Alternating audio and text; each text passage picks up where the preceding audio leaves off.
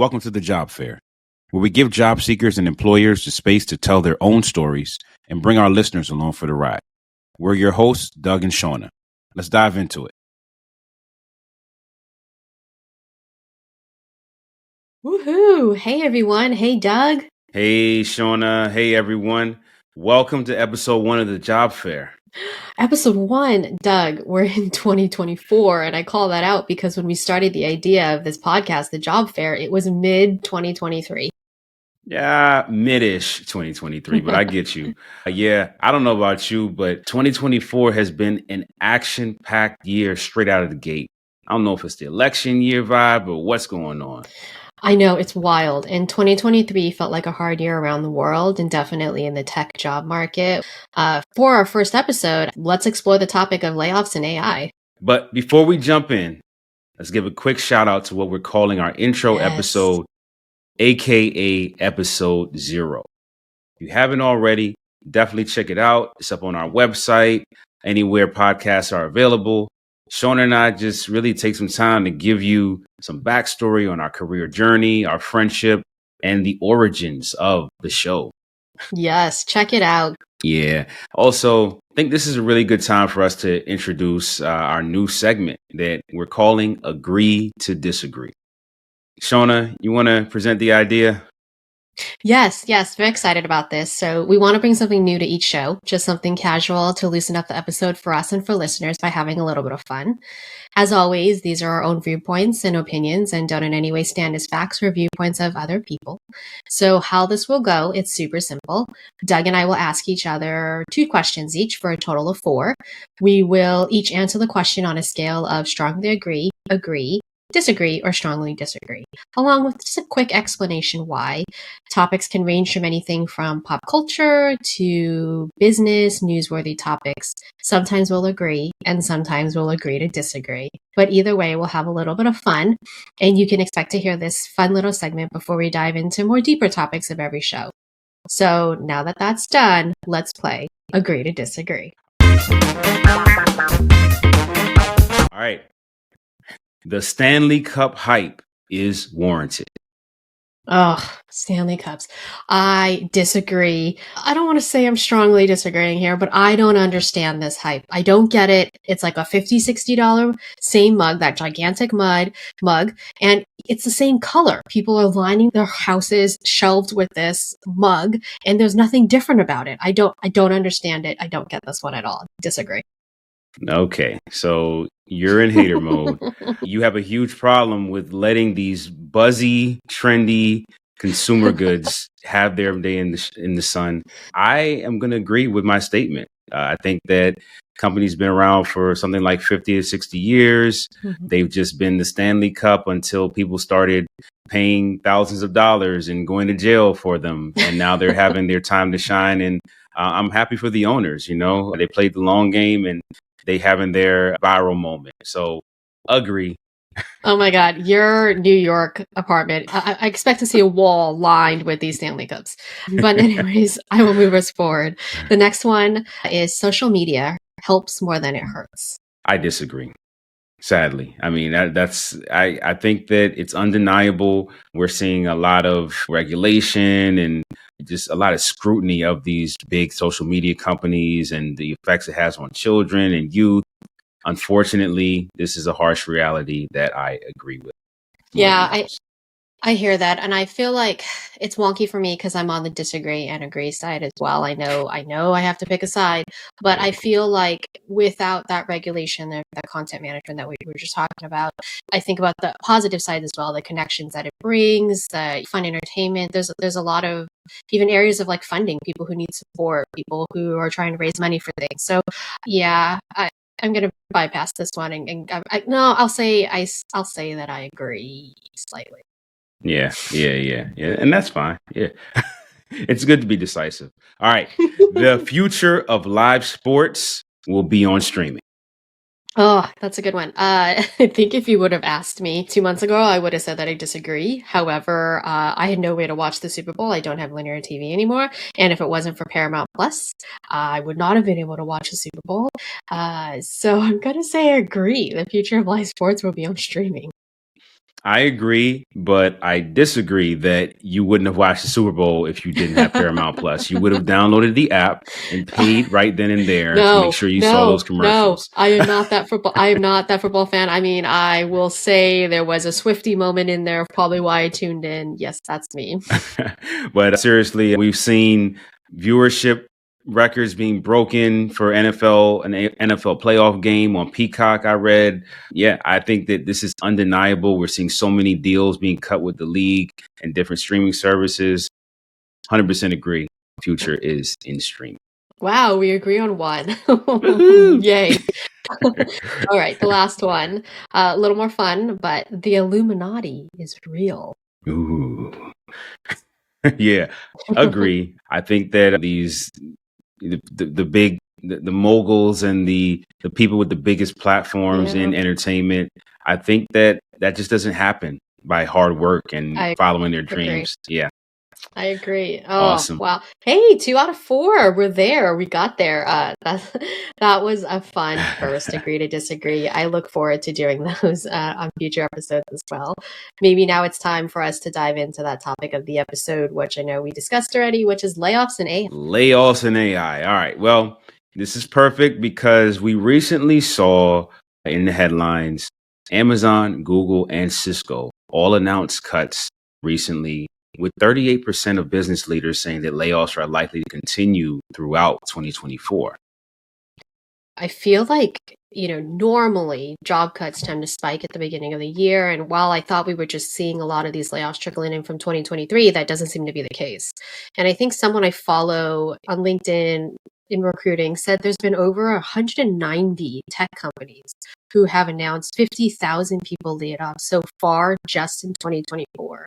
And like a new report by Authority Hacker claims that as many as 54% of workers are increasingly worried about the possibility of job loss, with the tech sector being visibly distressed the most.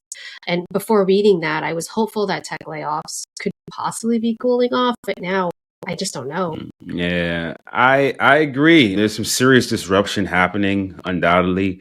I'm also hearing and seeing a lot about the concept of stealth layoffs.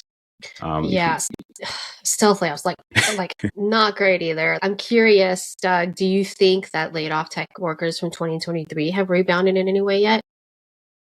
I think a lot of them, if for those looking to re-enter the market right now, I think it's just unfortunately geared more towards ICs or individual contributors.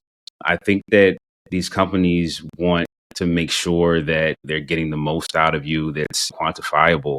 And it makes it tough for managers or people who want to people manage. The competition is fierce.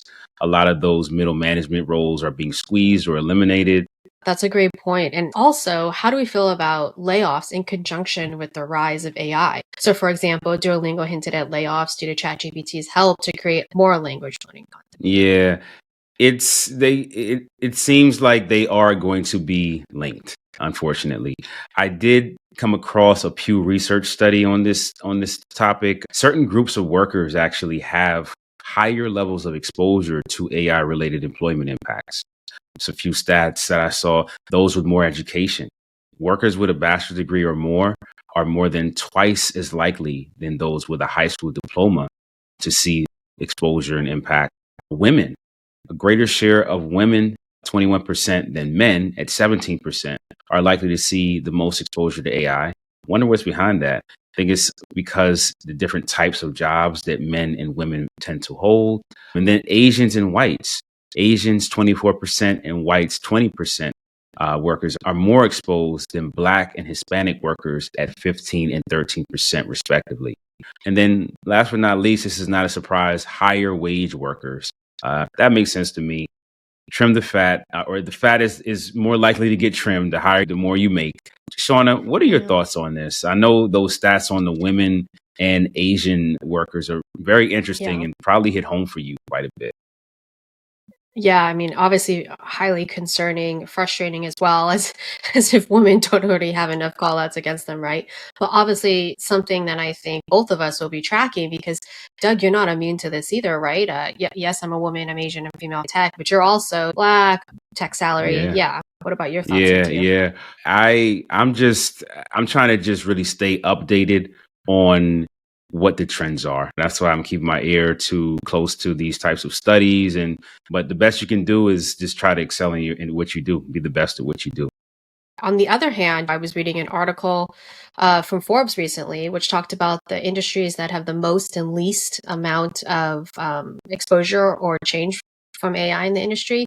For the most, it was finance and banking. 56% of banks claim that they've implemented the technology into their business domains, with 52% claiming that they've used it for revenue generation. Media and marketing, 90% of news will be written by machines. Scary. But the one that kind of opened my eyes a little bit was legal services. An attorney used ChatGPT to publish a 14-page legal paper, including creating a contract, explaining why the Supreme Court's decision was for something and why it shouldn't be appealed, and developing deposition questions. That's scary to me. I say this, the finance and legal stuff makes a lot of sense to me, actually. Being that they're both governed by a fairly static data set or theory in the instance of law. So that makes sense to me. But I'm definitely more curious on how the media and marketing piece will look, being that creativity is a huge component oftentimes in those spaces, and just that human kind of the human developed it factor in creating content or written pieces even. Let's talk a little bit about the least industries. I definitely want to get your take here because there's one that I think you have a lot of experience in. So least industries, so manufacturing and factory workers. According to MIT and Boston University report, AI is expected to replace as many as 2 million manufacturing workers. Healthcare, most adults want to hear about their health from a human, and there's a need for compassion that just AI is not able to contribute to. And then last, agriculture is considered one of the world's oldest professions and has stood the test of time, lasting through 4 separate industrial revolutions. Well, as long as these robots gain some compassion, healthcare and manufacturing are pretty ripe for a disruption, in my opinion. Now, as the article stated, I think that it'll take some time to really see mass adoption in agriculture outside of mega scale commodity farms. Small to mid scale farming, which is obviously my arena, is generally tough business. Even large scale farms, like outside of these commodity producing corn and soybean types of farms, they run really tight ships as far as expenses and investing in infrastructure. And this is just non essential at the moment. So that's my take. I feel like we could talk on this subject forever. It's such a hot topic. Layoffs and AI right now. And I think with the way that things are continuing to unfold in AI and even the layoff landscape, I'm pretty confident that this is gonna stay on the tip of our tongues for many future episodes. All right, new drinking game. Take a shot every time we say AI. But seriously, the bottom line here is that while important, this conversation is also totally hypothetical. Outside of the layoff reports, the whole what if about AI impacts, all in theory. Yeah. So AI could bring major disruption to industries at scale in the near future, but could also require many years to mature into something that brings wider spread impact. And I think that the best way to stay tethered to reality and able to respond accordingly is to stay informed and update on real-time events and trust that you can depend on the job fair, us, to keep you on your toes. Oh yeah, we will. And that brings us to a perfect time for me to drop a shout out to our website, The Job Fair. That's FARE.com. Shoot us a message, check us out, learn a bit more. And we'd be excited to have you guys out here for an episode or to join us or just give us feedback on topics, your just suggestions. We're open to it all at this early phase, especially. Yes. Join us at thejobfair.com. Excited to wrap up this episode 1. Done. We did it. That's it. Episode 1. Until next time, that's a wrap. That's a wrap. Thanks, everyone.